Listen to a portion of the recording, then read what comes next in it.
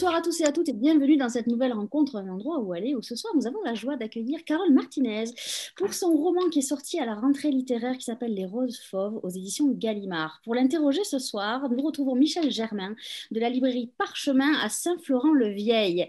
Avant de vous laisser la parole, mesdames, je vais rappeler à nos amis spectateurs qui peuvent poser des questions à Carole par mon intermédiaire en utilisant le petit onglet Converser. Mesdames, je vous souhaite une belle soirée et je vous dis à tout à l'heure. Merci. Bonjour Michel. Bonjour Carole, ça va bien? Ça va, ça va. Ça va, ouais. Je suis super contente de te retrouver. On s'était rencontrés dans la librairie il y a déjà quelques années, 4 ou 5 ans, je pense. Voilà. Donc ce soir, on va parler des Roses Fauves, le dernier roman sorti en août, fin août chez Gallimard. Après, donc, Le cœur cousu, après Du domaine des murmures, et après La terre qui penche, c'est le 4e, donc, dans cette maison d'édition. Et d'abord, je voulais te dire que j'avais beaucoup aimé ce roman parce que j'ai retrouvé des thématiques qui me plaisent dedans. La transmission entre femmes, la construction d'une histoire dans une autre histoire, l'importance de la nature. Là, c'est plutôt le jardin. Et puis aussi, comment on peut s'affranchir de son histoire et vivre sa vie. Voilà, c'est un roman moi, qui m'a emporté vers un autre univers, comme souvent avec tes romans, et qui est quand même assez proche du premier. Il y a quand même un fil conducteur qu'on retrouve par rapport au corps cousu. Et voilà, je voulais savoir comment était née cette histoire. Est-ce qu'il me semble, quand on s'était rencontrés, que tu avais un autre projet? Alors oui, mais en fait, j'ai toujours eu ça en tête. Il est vraiment venu d'une lectrice, hein, ce projet. Je le dois à une lectrice qui vit à Cavaillon, que j'ai rencontrée dans une rencontre, pas virtuelle, hein, une vraie rencontre en librairie, comme celle qu'on avait fait ensemble quand on s'est rencontrés pour la première fois. Donc, une vraie rencontre au Lézard amoureux. Une femme était venue me voir après la rencontre qui était sur le cœur cousu. Et elle était venue me voir à la fin. Elle m'avait dit qu'elle avait adoré le roman et qu'elle adorait le titre particulièrement aussi. Et moi, il se trouve que le titre, je ne l'aimais pas parce que ce n'était pas mon titre. À la base, le roman devait s'appeler Traversée. Et c'est Jean-Marie Laclaftine, mon éditeur chez Gallimard. C'était mon premier roman. Moi, je ne savais pas trop. J'étais tellement contente de sortir chez Gallimard. J'étais tellement contente qu'on me dise que j'étais une merveilleuse conteuse. J'étais tellement contente d'imaginer mon roman comme ça dans la blanche. Je trouvais ça, mais c'était un rêve, quoi. Donc, quand il m'a dit tout est passé en comité de lecture, même le titre, alors que je trouve que le titre est très mauvais, moi, j'ai ouvert de grands yeux et j'ai dit, bon, d'accord, on change. Et on a eu un petit désaccord sur le titre dans un premier temps parce que lui voulait la femme jouée. Moi, je n'aimais pas la femme jouée. Pour moi, c'était une victime, c'était pas une héroïne et tout. Et à un moment donné, il est arrivé avec ce titre, Le cœur cousu. Le cœur cousu, ça faisait juste référence à un chapitre du livre ou deux. Parce que Frasquita Carrasco, l'héroïne, brodait un cœur alors qu'elle était jeune fille à la Vierge de son village. Et tout le village criait au miracle en voyant ce cœur magnifique qui semblait palpiter. Et c'était juste un tout petit passage du roman. Mais bon, lui, il trouvait que c'était une bonne idée, le cœur cousu, et moi, je trouvais que c'était un peu... un peu trop. Enfin, ça me rappelait des trucs de filles, ça me rappelait des gens que j'aime beaucoup, mais qui mettent des petits cœurs partout. Ça me rappelait, donc ça m'agaçait un peu. J'avais peur que. Et, et j'aimais pas trop ce titre, même si des copains m'avaient dit, mais c'est pas vrai, il y a quelque chose de très douloureux dans le cœur cousu, il y a quelque chose de chirurgical, il y a quelque chose de gore. Mais non, mais il n'y avait rien à faire, ce titre ne passait pas. Et donc, cette femme, quand elle est venue me voir en me disant, oh, et j'adore le titre, j'ai dit, bah, pas moi.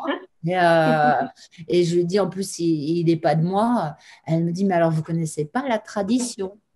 Et je lui ai dit non, quelle tradition? Et elle m'a dit, bah, écoutez, moi, je viens d'Espagne, enfin, mes origines sont là-bas. Elle, Et elle m'a raconté cette histoire que de l'endroit où elle vient, en fait, les femmes, quand elles sentent qu'elles vont mourir parce qu'elles sont très âgées ou malades, elles brodent un cœur, alors chacune avec plus ou moins de talent, quoi.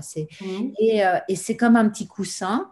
Et dans ce petit coussin, en fait, elles mettent des tas de bouts de papier qui sont leurs confessions, qui sont leurs secrets, et elles referment à l'aiguille. Et en fait, quand elles meurent, c'est leur fille aînée qui en hérite, avec l'interdiction absolue d'ouvrir ce cœur, sinon malédiction. Et elle m'a dit qu'il y avait des personnes qui avaient des armoires pleines de cœurs cousus. Ben oui. Et je trouve ça incroyable. Donc, en fait, avec les cœurs cousus de toute la lignée féminine.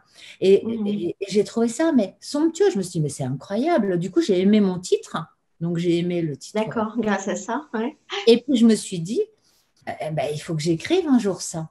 Parce que ça croise tellement mon univers et ça croise tellement mes obsessions que je trouvais ça magnifique. Parce que moi, il est évident que si j'avais hérité des cœurs cousus de mes ancêtres, je les aurais tous ouverts en douce, mais je les aurais tous ouverts et recousus, l'air de rien, voilà, pour savoir en fait de quoi je suis faite.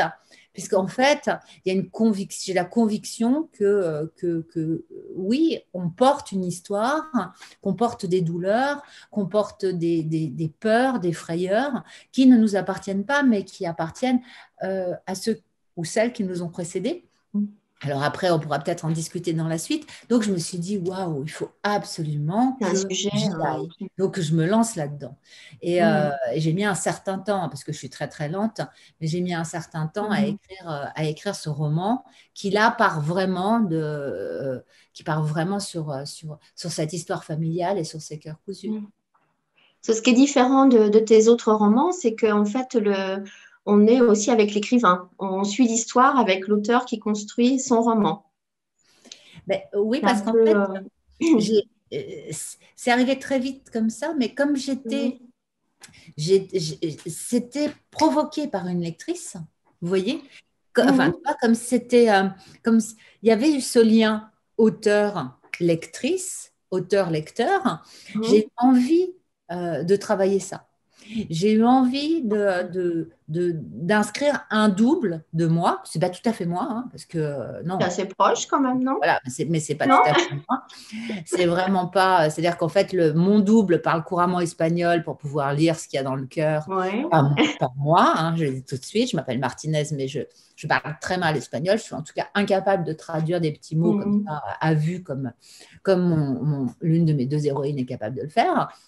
Mais je trouvais très intéressant aussi parce que du coup, je réutilisais cette lectrice, j'en fais quelqu'un de complètement différent, hein, mais j'utilisais cette lectrice qui m'avait inspirée, je fabrique un personnage et je montre en fait comment on peut utiliser des gens qu'on rencontre, qui nous entourent, des événements de notre vie, comment est-ce qu'on peut utiliser ça dans un roman. Comment, en fait, le personnage se fabrique et comment le roman, finalement, enfin, c'est comme ça que moi je le vois, est quelque chose de poreux. C'est vraiment poreux. C'est-à-dire qu'on a l'idée de ce qu'on va écrire. Moi, je raconte beaucoup, donc je raconte l'histoire longtemps avant de l'écrire. Et comment l'histoire est arrivée? Comment ton histoire est arrivée? Enfin, dans le début du livre, tu as l'image d'une femme qui marche. Alors, au moment de l'écriture, après, ce qui est drôle, c'est que le moment de l'écriture est quand même un moment poreux, c'est-à-dire que même si l'histoire, je l'ai déjà racontée, au moment de l'écriture, il se passe des choses et c'est des choses de la vie qui entrent dedans. Donc, je trouvais ça très intéressant de montrer à la fois comment on peut prendre un être du réel et le transformer, le bricoler en personnage, et comment, en fait, le roman se nourrit du réel et le transforme. Et donc, en fait, c'est ce que j'ai essayé de faire dans Les Roses Fauves. C'est ce travail. C'est un peu. Il y a une libraire que j'adore qui rive gauche à Lyon, qui m'a dit que contrairement au cœur cousu, le cœur cousu en fait c'était comme une broderie et là dans les roses fauves on avait l'arrière de la broderie. Ouais, c'est Donc, vrai. tout ce truc avec tous ces nœuds partout, et comment en fait la broderie est faite. Et que justement on retourne la broderie. J'aime beaucoup cette idée. Ah oui, c'est une belle image. Ouais. J'aime beaucoup. Le personnage, enfin la femme qui t'a parlé des corps cousus, tu lui as parlé depuis la sortie du livre et comment... Alors j'étais super embêtée parce que j'ai essayé de joindre Marcel donc à Cavaillon. Enfin, j'ai joint Marcel à Cavaillon en lui disant oh, là, parce que c'était il y a longtemps. Hein. Le cœur cousu, maintenant, c'était il y a 12 ou 13 ans, donc ça fait un bout de temps. Et que ça me trotte en tête et je n'avais pas ses coordonnées à cette femme, juste les coordonnées de Marcel. Et donc, j'ai appelé Marcel ou je lui ai envoyé un mail, je ne sais plus, je lui ai envoyé un mail. Et je lui ai demandé, ah là là, est-ce que tu te souviens de cette lectrice? Est-ce que tu crois que c'est possible de me mettre en relation avec elle? Et en fait, elle me dit, je me rappelle très bien de son intervention, mais non, en fait, je ne sais pas qui c'est, parce que ce n'est pas vraiment une habituée. Et je suis allée à Cavaillon avant que la bestiole là, nous confine et ferme les librairies. Donc, j'y suis allée avec mes roses fauves. Et donc, elle est venue parce que, elle est venue, oui, parce qu'en fait, Marcel, la libraire, en fait, l'avait vue dans sa librairie parce qu'elle avait vu Les Roses Fauves de Carole Martinez, le dernier. Marcel lui a raconté. Elle m'a dit, mais c'est ce que j'avais raconté à Carole Martinez. Tu es dans le roman? Je suis dans le roman et je l'ai dédicacé. Alors, c'est pas elle, hein, vraiment, Oui.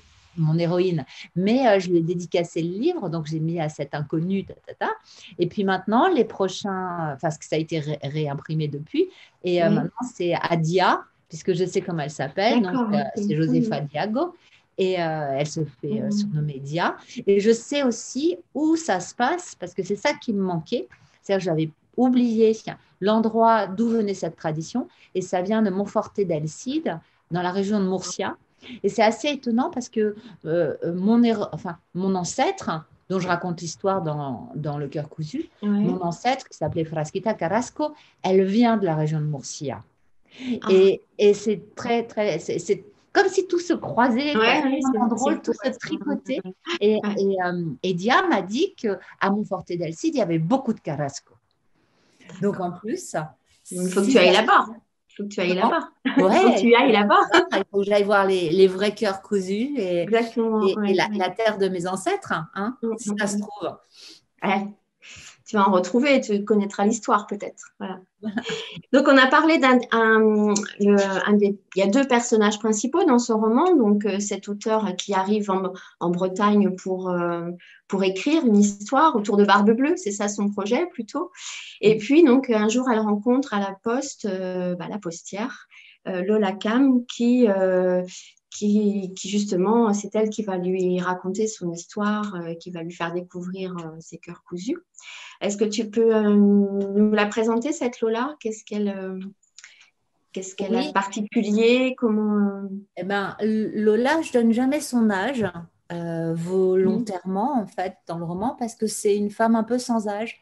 C'est-à-dire qu'elle pourrait être une vieille jeune fille ou une jeune vieille fille, ou voilà, on ne sait pas trop. Elle est moitié espagnole, moitié bretonne, espagnole par sa mère et bretonne par son père. Lola, c'est le diminutif de Dolores en espagnol. Vraiment, les Espagnols sont très doués pour ce genre de choses. Donc, son vrai prénom, c'est Dolores, comme sa mère, qui s'appelait Dolores, son arrière-grand-mère, enfin, toute sa lignée s'appelle Dolores. Cette lignée, oui. Comment? Toute cette lignée. Voilà. Cette lignée de femmes. Du côté de son père, donc c'est ce nom breton Cam qui veut dire le boiteux, hein. tu veux dire boiteux, en breton. Et il se trouve qu'elle, elle est boiteuse. Elle vit au-dessus de sa poste. Elle est receveuse des postes dans un petit village breton. Elle a un jardin à l'arrière de sa poste. C'est une vieille poste. Et en fait, elle côtoie pas grand monde, hein, si ce n'est que toutes les vieilles du village viennent dans sa poste pour parler. Elles ont des chaises, elles s'installent. Mais sinon, c'est quelqu'un de très solitaire. C'est quelqu'un qui, dans son portefeuille, a rien que des photos de Rose et de Radis. Mais elle se sent très, très bien comme ça. Elle a l'impression qu'elle n'a rien rêvé d'autre. Son père l'a toujours traitée d'infirme, de laide, il est mort. Mais elle a intégré ça, quoi. Donc, elle adore son jardin. Elle adore son jardin. C'est une grande jardinière. Et jusqu'au jour où le mur au fond du jardin, en fait, donne sur le cimetière. Et il y a une faille dans ce mur. Et un jour, alors qu'elle jardine, le jour de la Sainte-Catherine, elle sent un petit courant d'air qui vient du cimetière, donc qui l'agace et qui la bouscule, comme si on lui soufflait quelque chose, vraiment, le doute. Est-ce que vraiment je suis si heureuse que ça dans mon jardin? Est-ce que je suis dans mon jardin parce que c'est vraiment ce que j'ai voulu, ou est-ce que je suis dans ce jardin pour me protéger du monde? Elle se demande si finalement elle n'aurait pas rêvé avoir une histoire d'amour, alors que non, elle a l'impression qu'elle n'avait rien rêvé d'autre que ce jardin. Et puis le petit courant d'air devient plus fort, et elle adore, quand tout est bien rangé, tout est parfait, elle est comme ça, quoi. Elle est très maniaque. Et elle entend les portes claquer dans sa maison, elle voit la fenêtre de sa chambre au-dessus de la poste là, qui bat. Elle monte vite dans sa chambre pour fermer les fenêtres parce que ça gêne, et puis c'est toujours embêtant les fenêtres qui claquent. Et elle voit que la grande armoire dans sa chambre, qui est une grande armoire de noces bretonnes, la porte centrale bat aussi. Et là, il y a une étagère avec tous les cœurs cousus de ses ancêtres côté maternel, sa mère, sa grand-mère. Et il y a l'un des cœurs qui s'est déchiré. Et elle voit tous les petits bouts de papier, donc toutes les confessions, tous les aveux, tout, je ne sais pas, elle ne sait pas quoi, sont là sur l'étagère. Et donc, elle se demande si à partir du moment où le cœur est déchiré, là, elle ne va pas pouvoir aller jeter un œil dedans quand même pour essayer de comprendre ce qu'elle est, quoi. Et cette femme, ce que je trouve intéressant, c'est que quand elle apprend qu'il y a un auteur qui a écrit Le cœur cousu, qui arrive dans ce village pour écrire un autre roman, elle déteste les romans, elle ne lit jamais de romans, donc elle n'a pas lu Le cœur cousu, elle lit que des choses vraies, enfin ce qu'elle dit être des choses vraies, donc les romans pour elle, c'est de la pure fiction, c'est pas intéressant. Mais quand même elle apprend que cette femme a écrit un roman qui s'appelle Le cœur cousu, et qu'elle a ce cœur là déchiré avec ses petits bouts de papier qu'elle n'ose pas lire, elle se dit là quand même, il faut que j'en parle avec cette femme, elle a dû écrire quelque chose sur cette tradition, et sur tout ça, elle va peut-être m'aider. Et donc elle invite l'auteur à dîner. Chose qu'elle fait la première fois, en fait. Ah, mais elle invite jamais personne. Hein. Elle ne sait pas inviter quelqu'un à dîner. Hein. Mais elle invite l'auteur, qui est très contente. Très curieuse. Très curieuse. Parce qu'il se trouve qu'elle a l'impression d'avoir été appelée dans ce village par une boiteuse. Et quand elle voit que cette femme est boiteuse, puis elle a envie de rencontrer cette femme qu'elle trouve magnifique. Alors qu'en fait... Lola se trouve très laide, et elles dînent ensemble. Lola montre ses cœurs, et évidemment, pour une romancière, je veux dire, Dia, elle m'aurait montré ses cœurs, j'aurais tout fait pour aller fouiller dedans, quoi. Et donc, les deux femmes vont lire ensemble Le cœur déchiré. Donc, tous les petits bouts de papier qu'elles vont essayer de remettre en ordre. Elles vont découvrir la vie d'une troisième femme, donc, qui s'appelle Inès Dolores, et qui est l'aïeule de Lola. Et en découvrant la vie de son aïeule, et en découvrant cette amitié avec l'auteur, Lola va s'ouvrir au monde. Se transformer, quoi. Voir la vie autrement. Se transformer. Et avoir le choix. en fait, parce que c'est ça qui est important, je pense.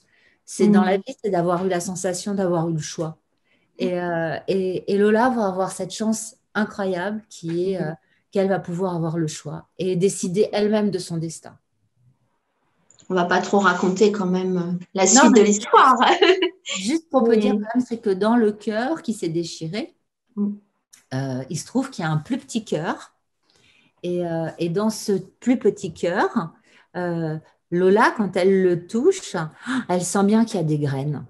Mm. Et ça l'émeut infiniment parce qu'elle se dit, mais mon ancêtre, elle aussi, Elle aussi, était, oui.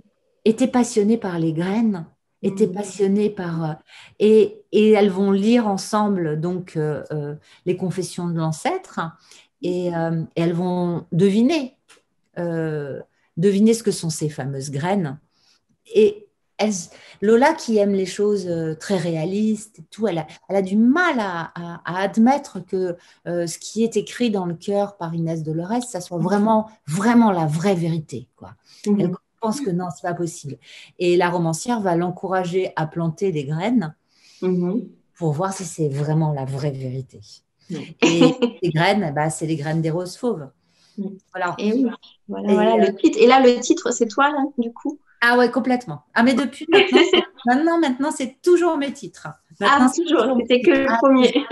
il y a eu que le premier, maintenant, c'est vrai que c'est toujours mes titres. Mais Jean-Marie Laclafine est hyper doué pour les titres. Super doué. Le cœur cousu, Mm. c'est un très bon titre. Mais comme c'était pas le mien, Oui, j'ai presque c'était. l'impression enfin voilà, il fallait que j'écrive tout un roman, finalement, pour arriver à le faire mien. Voilà, Mm. c'est ça qui est fou, quoi. J'ai donc écrit Les Ouais. Roses Fauves pour que Le Cœur cousu devienne mon titre aussi. Ouais. Et moi, je trouve ça très beau, cette idée que les choses se tissent entre elles, hein, que les romans, en fait, ils viennent tous de moi, donc ils ont tous forcément des points communs, des personnages qui se tirent, comme des fils, quoi. Vous Mm. voyez, Bah, c'est comme entre du domaine du murmure et la terre qui penche, il y avait aussi un lien très fort. exactement, exactement. Et là, entre les deux, on le retrouve aussi, je trouve. Ouais, c'est vrai. Ouais, et ça me plaît beaucoup. Comme Mm. j'aime beaucoup l'idée du lien qui se fait entre un auteur et un lecteur, je trouve ça tellement beau, en fait, ce- cette broderie inachevée, pleine de trous et de vides, qui est Mm. le texte. Et le fait que le lecteur ou la lectrice, ben, avec sa sensibilité, avec son imagination, avec ses histoires personnelles, remplit les trous, remplit les vides et, euh, et fabrique et brode son Mm. propre livre. Et c'est ça qui est tellement magnifique dans Ouais. la lecture. Ouais. C'est une sorte d'ouverture à l'autre qui se fait dans tous les sens. C'est une création et une ouverture à l'autre. Ouverture à l'autre parce que moi, quand j'écris, c'est ça que je voulais montrer aussi dans Les Roses Fauves, même si ce n'est pas tout à fait moi. Cette femme qui écrit, elle, elle, elle s'ouvre aux personnages qui l'entourent, aux personnes qui l'entourent. Il y a Elle beaucoup de personnages secondaires, enfin même il y a plein de a du personnages qui tournent village, autour qui sont oui, bien très sûr. importants, sa Et, logeuse, ça. exactement. Et elle est très. Voilà, le fait d'essayer d'entrer dans la tête d'un autre, Mm. euh, c'est quand même un truc particulier. D'essayer de ressentir ce que peut ressentir un autre. C'est quand même quelque chose d'un peu fou. Et quand on lit, c'est ce qu'on fait aussi. Mm. Quand on Mais lit, c'est vrai, ouais. c'est la même chose. On a cette possibilité d'entrer dans la tête d'un autre, d'entrer dans le personnage, comme l'auteur l'a fait en écrivant, mais aussi finalement d'entrer dans la tête de l'auteur, Mm. dans la pensée d'un autre. C'est quand Ouais. même fabuleux. Bah oui, tout à fait, ouais. Gardons cette chance. Oui, j'ai bien aimé ouais, tous les autres personnages, alors les petites mamies là, qui à la poste, qui se racontent chacune leur histoire, comment elles aussi elles perçoivent les deux personnages principaux. C'est aussi, j'ai bien aimé oui, l'atmosphère de ce petit village, quoi. On est vraiment dedans. J'imaginais tout à fait un village que je connais en Bretagne, où voilà un petit peu la vie locale, quoi. Ça c'est bien. Bien raconté, je trouve. Ben, en fait, l'idée, c'était qu'il y avait le cœur de tissu dans l'armoire, avec les autres cœurs de tissu, mais ce Mhm. cœur déchiré qui est l'histoire familiale, l'histoire, voilà, le secret de la famille. Et dans la poste, il y a un cœur de femme, mais Ouais. cœur au sens de chorale, quoi. C'est Mhm. un cœur de femme, puisque ces femmes viennent s'installer là pour papoter, pour discuter, pour ragoter, pour tricoter, pour chanter, et Passer le temps, oui. Pour c'est passer le temps. exactement. Et j'avais envie que ces deux cœurs différents aient Mhm. chacun leur Ouais. secret. Et Ouais. donc, en fait, dans les deux cœurs, il y a une sorte Mhm. de secret de la communauté et il y a un secret de la famille. Et Mhm. ce qui m'intéressait, c'était aussi de voir comment est-ce que la famille, et donc les gens, à travers un héritage qui est sans doute un héritage génétique, mais qui est aussi un héritage d'éducation, hein, comment est-ce que cet héritage-là nous fabrique, nous écrit, mais aussi la communauté. La communauté, elle est là aussi qui raconte les êtres Ouais. et qui les fait, les défait, les abîme, les adore, les idéalise. Et donc voilà, il y avait Mhm. ces deux lieux de l'écriture finalement avec Mhm. ce troisième lieu qui est le lieu de l'auteur, qui elle aussi en fait prend quelque chose de tout ça et Mhm. écrit, idéalise, fabrique, crée. Et donc voilà. Mais je pense que oui, on est tous, Mhm. on écrit, on s'écrit tous les uns les autres finalement. C'est tout. On se construit et on s'écrit tous les uns les autres, hein. Et est-ce que ce livre, tu l'as écrit dans un endroit particulier ou comme les autres chez toi est-ce qu'il t'a Ah oui. fallu justement un recul pour l'écrire ailleurs? Non? Non, non, je ne suis pas partie en Bretagne pour l'écrire. Non. C'était pas vrai, cette histoire. Mhm. C'est C'est pas que vrai. de ça, c'est que C'est des... pas toi alors. Non, c'est pas moi. Je suis pas partie en Bretagne, j'ai pas quitté ma famille. J'en suis pas vraiment capable. Non, non, non, vraiment pas, quoi. Je me permets d'écrire des choses qui ne sont pas arrivées. Mais t'écris toujours au même endroit? J'écris T'écris toujours au toujours même chez endroit. toi? Toujours Euh, chez toi? j'écris chez moi. Maintenant, j'ai la chance d'avoir une maison à la campagne. Donc, du coup, j'ai un jardin. Je découvre tout ça, justement. Le jardin, euh, Mhm. qui est un des thèmes Ah principaux oui, quand même. des roses Dans le fauves. livre. Ouais. Parce que c'était quelque chose que je connaissais pas du tout. J'en rêvais beaucoup. Mais moi, à la Mhm. base, je suis une urbaine. On n'avait pas de jardin, on n'avait pas de- Donc, en fait, j'avais juste le rebord de ma fenêtre quand j'étais petite pour essayer de faire pousser des choses. Donc, j'ai essayé, j'aimais beaucoup. D'ailleurs, j'ai toujours trouvé ça absolument magique de faire pousser des haricots. Et je les abandonnais au bout d'un certain Mhm. temps. Mais ce que j'aimais, c'était le moment où ça germait. Maintenant, j'ai un jardin, donc j'ai découvert le printemps, la folie du printemps. Moi, je ratais toujours le printemps avant. À Paris, je ratais toujours le printemps. Ouais. C'était toujours trop tard. Les feuilles n'avaient plus ce côté, ce vert tendre comme ça du début. Elles étaient déjà dans un vert beaucoup plus dur, beaucoup plus installé, quoi. Donc je Mhm. ratais. Maintenant, je suis beaucoup plus attentive à tout ça. Et c'était vraiment une envie que j'avais très forte. J'ai beaucoup idéalisé la nature parce que justement, j'étais coupée de la nature, je crois. Mais tu sais, j'aime les contes. Et là, je me suis aussi servi d'un conte pour écrire ça. Je me suis servi de Jacques et le haricot magique. C'est un conte que j'adorais quand j'étais petite. Mhm. Et je trouve que il y a certes cette folie de tout ce qui peut pousser, mais quand on regarde euh, l'imagination délirante, l'imagination chimique, l'imagination Mhm. folle des plantes et des fleurs, il y a de quoi s'inspirer, quoi. c'est du merveilleux. C'est vraiment du merveilleux. Donc, je me suis plongée dans tout ça. Il y a quelque chose d'à la fois très sensoriel, hein, très fort, avec le bruit du printemps, tous ces insectes qui vrombissent, les parfums, les couleurs. Il y a quelque chose, il y a un élan comme ça qu'on ressent très fort au printemps dans un jardin.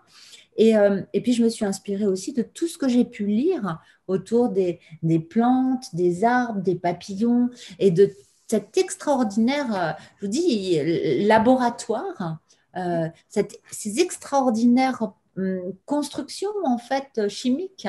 Et puis, du monde des plantes.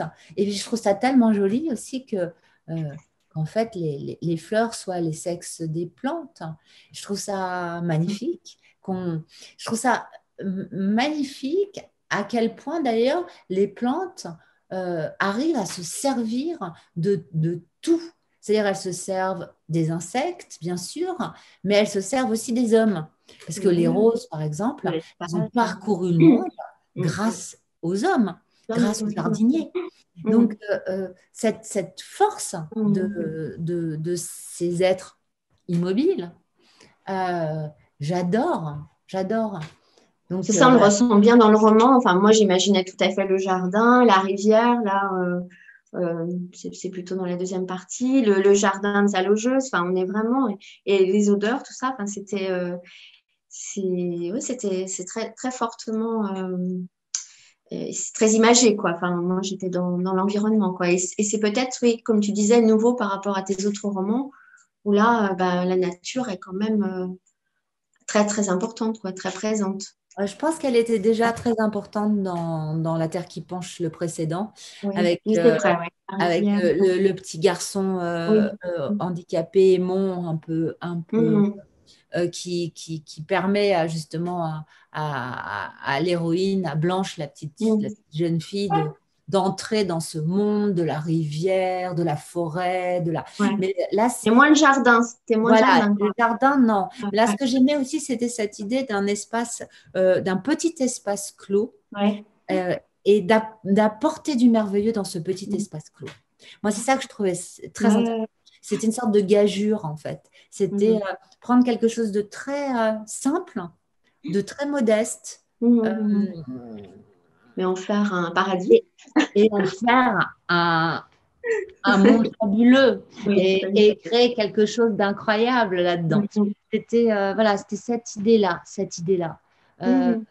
Pareil, cette femme simple, modeste, et finalement qui se révèle en fait d'une sensualité incroyable voilà, c'est ça en fait que je voulais. Cette transformation, quoi. Ouais. La transformation de. Mais c'est l'idée de germer, c'est l'idée de la graine, c'est-à-dire prendre une petite chose et puis la planter et voir ce qu'elle donne et comment elle pousse. Moi, ça donne les roses fauves. Ça donne les roses fauves. Voilà. Et c'est réussi, ouais. Et alors, ça devait être quand même assez frustrant, justement, de ne pas pouvoir trop en parler de ces roses fauves avec ce confinement. Et tu as pu quand même aller un peu en rencontre. J'ai eu de la chance quand même, hein. J'ai eu 2 mois et demi, j'ai fait une quarantaine de rencontres. Ah oui, quand même. Oui. Ah oui, Ouais. tout Donc l'été. j'ai quand même eu de la chance de ce point de vue-là. Oui, non, bon, il y en avait, j'en ai raté une trentaine, on va dire. Ouais. C'était dont certaines auxquelles je tenais beaucoup, mais j'espère qu'il y aura des reports. J'espère que parce que ça c'est hyper compliqué parce qu'un roman, tu vois, on met 5 ans à l'écrire et puis au bout du compte, c'est quoi la moyenne de vie d'un roman dans une librairie? Là, de nouveaux romans vont sortir en janvier.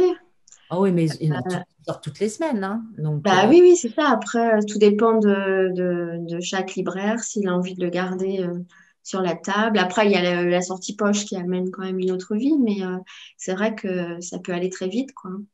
les libraires m'ont dit que la durée, la moyenne de vie en fait d'un roman, c'était 2 mois.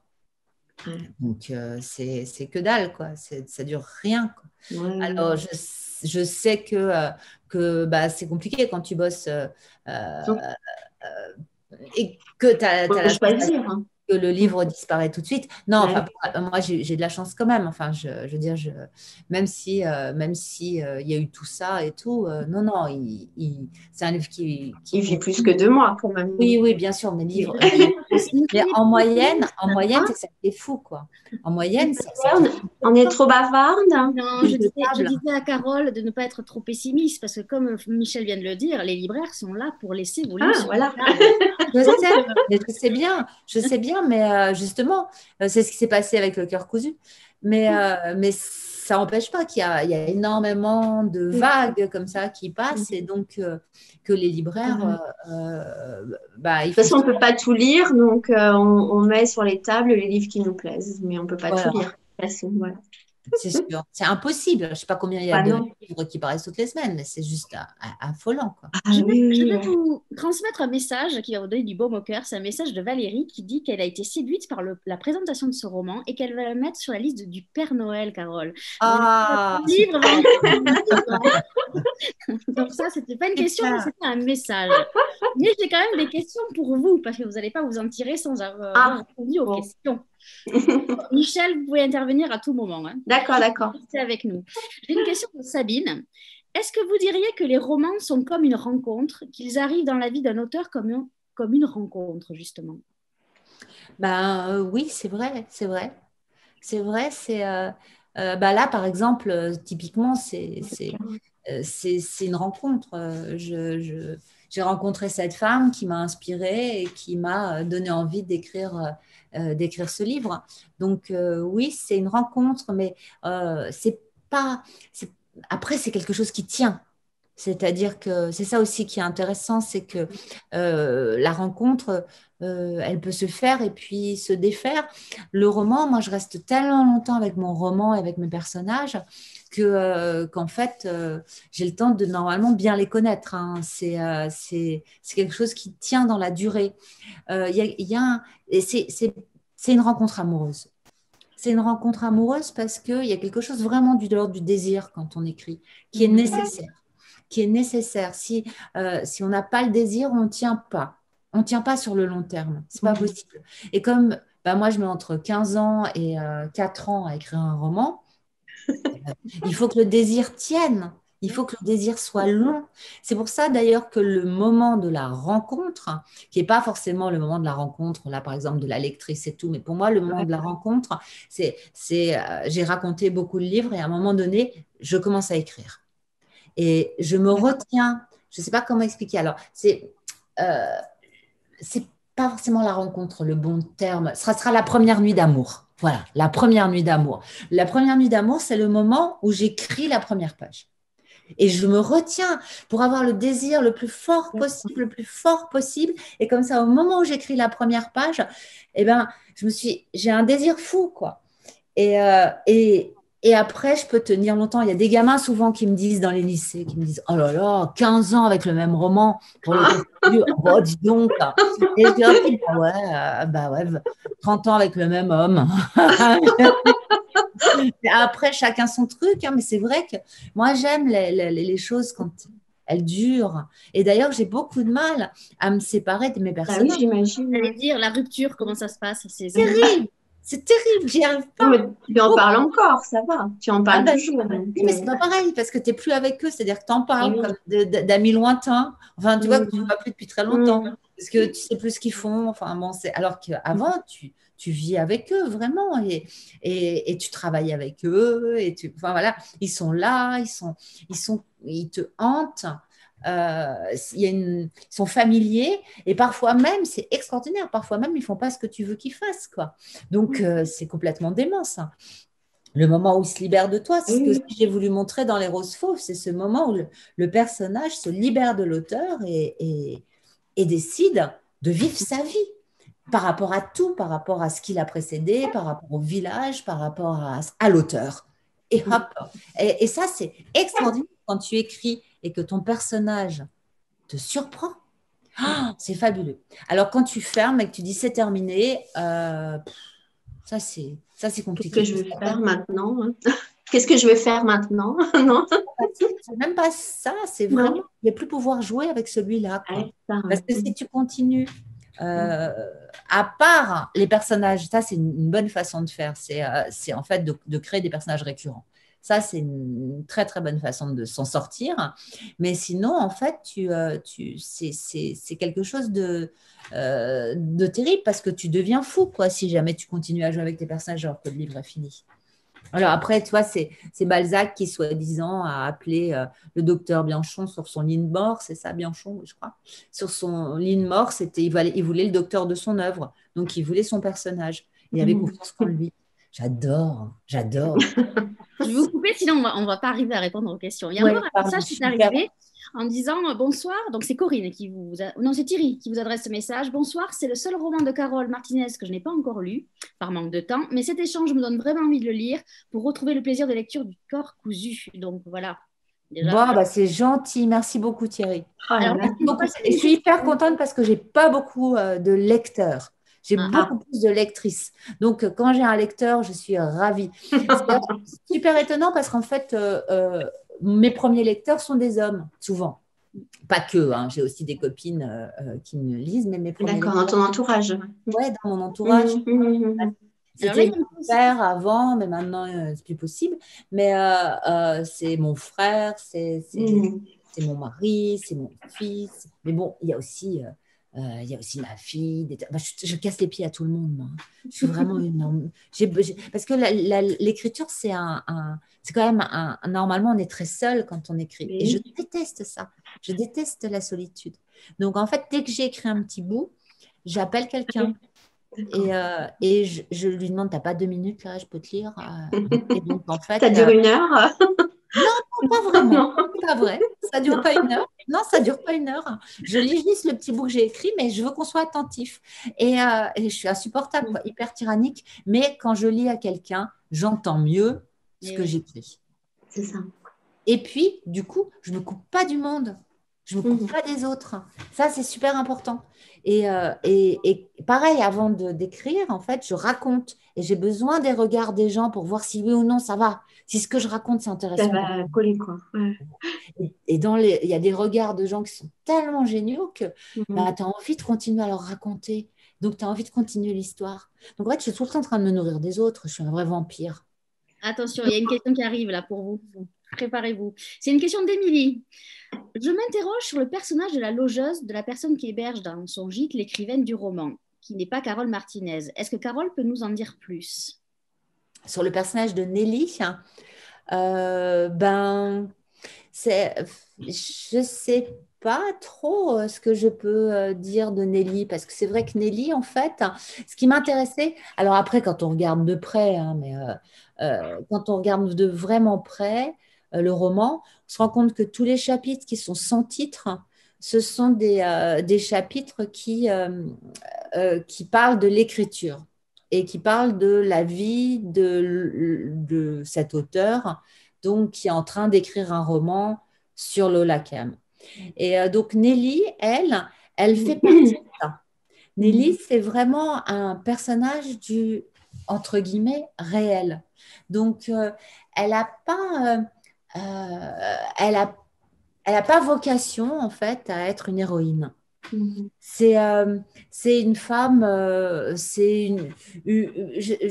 sais pas, je pense que chacun la fabrique comme il veut. Donc, Émilie, vous pouvez faire de Nelly ce que vous voulez. Il y a un message de France qui vient d'arriver qui dit qu'elle ne vous connaissait pas, mais qu'elle va aller s'empresser d'acheter votre livre et elle se demande si vous serez au printemps du livre à Montaigu cette année. Non, c'est pas prévu. Je crois pas. Je crois pas. C'est pas prévu. Je suis désolée. Ça sera pas cette année. Je pense pas.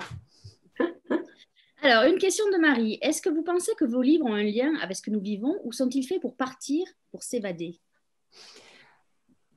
Après, ça dépend. Alors, ça dépend de ce qu'on vit. Hein. Moi, j'aime beaucoup m'évader. J'ai besoin de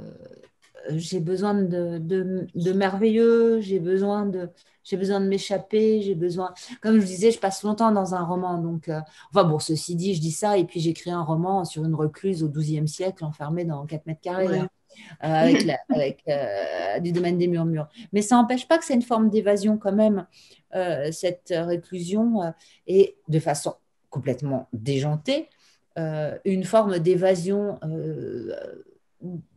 Donc je pense que si j'ai besoin du merveilleux, c'est parce que je suis née dedans. Hein. J'avais une grand-mère qui croyait à plein de choses, qui me racontait des histoires merveilleuses et qui avait des prières pour guérir et pour sortir le soleil de la tête, pour guérir les chairs coupées, qui croyait aux fantômes, qui avait plein de choses, qui était convaincue d'ailleurs que je voyais les morts. Oh bon, j'ai une grand-mère pas mal de ce point de vue-là, qui est une grosse source d'inspiration. Et, je pense que après, même si c'est merveilleux, même si c'est pas réel pour beaucoup, en fait, je raconte des choses euh, intimes et profondes sous couvert du merveilleux et de la fiction. Donc, en fait, je crois que je parle aussi de chacun un peu dans ses profondeurs. Ça a peut-être un peu, ça paraît prétentieux de dire ça, mais je pense que c'est ce qui se passe en fait. Je pense que il y a il y a tout un monde souterrain qu'on partage. Alors après, c'est vraiment un monde de l'intériorité, de l'intime, des peurs, des joies, des angoisses, mais c'est assez fou, quoi. C'est assez fou de voir que l'écho se fait, quoi, qu'il y a quelque chose qui passe. Et que même si finalement je fais germer du merveilleux dans un petit jardin, il y a des racines. Il y a des racines qui sont aujourd'hui maintenant, quoi. Puis le sujet nous fait réfléchir à pas mal de choses, je trouve, hein, quand même. C'est cette femme, comment elle va évoluer, enfin, ça fait écho. Oui, et puis par exemple, là, je me suis super intéressée pour écrire ça, je me suis vraiment intéressée à l'épigénétique. Donc, cette idée que c'est inscrit en nous. Alors, il y a une petite bataille, génétique ou épigénétique. Donc, ça peut être aussi inscrit carrément dans notre ADN, les traumatismes. C'est quand même fou, c'est-à-dire que des choses passeraient de génération en génération. Parce que c'est inscrit dans chacune de nos cellules, comme si chacune de nos cellules était un petit cœur cousu avec les secrets. Et voilà, ça, je trouve ça magnifique. J'adore. Je trouve qu'il y a plein d'inspiration, il y a plein de choses du côté de la science. Je vais vous lire le dernier message. Ce n'est pas une question, c'est un message. C'est Baptiste. Bonsoir, j'ai découvert votre écriture avec du domaine des murmures, que j'ai adoré de même que La Terre qui penche. Un excellent souvenir de lecture, un joli conte poétique. Hâte de retrouver cette poésie dans votre dernier roman, ainsi que dans Cœur cousu. Et il y a Thierry aussi qui dit qu'il est ravi d'être un des rares lecteurs. Voilà. Et il voudrait savoir si un de vos romans va être adapté au cinéma. Et ça sera la dernière question, sinon après on va dépasser. Pour l'instant, c'est pas prévu. Moi, j'adorerais parce que j'ai des copains qui lisent pas et qui attendent que ça passe au cinéma et tout. Non, mais j'en ai plein. J'ai plein de copains qui sont pas lecteurs, moi. Donc, ça me ferait super plaisir. Alors, je leur raconte les histoires et tout, mais bon, ils me disent qu'il y a un film. Il n'y a jamais eu de demande pour des droits? Il y a plein de demandes. Ouais, mais ça se fait pas. Plein de demandes, mais ça se fait pas. C'est ça le cinéma. C'est long, ouais. Mais c'est normal, le cinéma. C'est la grosse différence entre le cinéma et le roman, quoi. Le roman, c'est extraordinairement économique. C'est-à-dire que c'est fantastique. On a besoin de pas grand-chose, du temps, certes, un papier, un crayon et un ordinateur, c'est bien aussi, hein, quand même. Mais un éditeur. Après, la publication, c'est autre chose. Faut pas aller mais au moins on écrit son roman, alors que va faire ton film, quoi. C'est un truc tout coûte tellement cher au cinéma. Michel, est-ce que vous pouvez remontrer le visuel de la couverture? Oui, bien sûr, en plus il est très très beau. Ouais, moi je vais C'est moi qui ai choisi l'image. C'est toi qui as choisi? Ouais. C'est vraiment super beau. C'est magnifique. C'est une photographe américaine, Lindsay Adler, Et elle a accepté en fait que je la connais pas. Hein. J'ai vu l'image, j'ai trouvé cette photo magnifique. Je me suis dit, c'est ça, il me faut ça. Ah ouais, c'est vrai. Alors, les roses fauves sorties chez Gallimard sont sur toutes les tables des librairies, notamment chez Michel Germain à la librairie Parchemin à Saint-Florent-le-Vieil. Elle est aussi dans toutes les librairies de France, donc, comme tous les autres livres de Carole Martinez qui sont des livres de fond, je tiens à le dire, parce que moi qui suis libraire, on peut dire que les livres de Carole Martinez sont des fonds de librairie. Vous pouvez aussi l'acheter sur la page de notre site unendroitoualler.com. Avant de vous laisser le mot de la fin, je vais dire que demain, les éditions Pocket nous invitent à un apéro polar. Je serai entourée de 3 auteurs un peu brus, Henri Lovenbroek, et Vincent Ortiz. Je vous laisse le mot de la fin. On va commencer par Michel et on finira par Carole, si vous voulez bien. Eh bien, merci pour cette rencontre. Hein. Ça nous manque dans les librairies de rencontrer les auteurs. Et là, c'est super de le faire de cette façon. Merci à Carole pour ces superbes livres qu'on va continuer à défendre. Merci Michel d'avoir accepté cette rencontre un peu. C'était ta première et moi c'était ma première aussi. Oh là là, voilà. Chouette, ça. Notre première à toutes les deux. C'est super sympa. Comment? Je tiens à vous dire que ce n'est pas une rencontre virtuelle parce que nous sommes toutes les 3 derrière notre écran. C'est une rencontre numérique, ce qui est complètement différent. C'est virtuel quand même. Hein. Moi, je préfère quand même les vraies rencontres là. Oui, tout à fait. Désolée, parce que là, il manque le verre de vin à la fin. Alors, on pourrait le prendre chacune dans notre coin, mais bon. On n'a pas le masque déjà. On n'a pas le masque déjà. Ah, c'est vrai qu'on n'a pas le masque. Un grand merci, Carole, d'avoir été avec nous ce soir pour parler de votre roman Les Roses. Merci, Nathalie. Merci, Michel, d'avoir si bien animé cette rencontre. Merci. Je vous souhaite une bonne continuation et puis qu'on se retrouve très vite en librairie, j'espère. Au revoir à vous tous. Au revoir. Merci d'avoir suivi.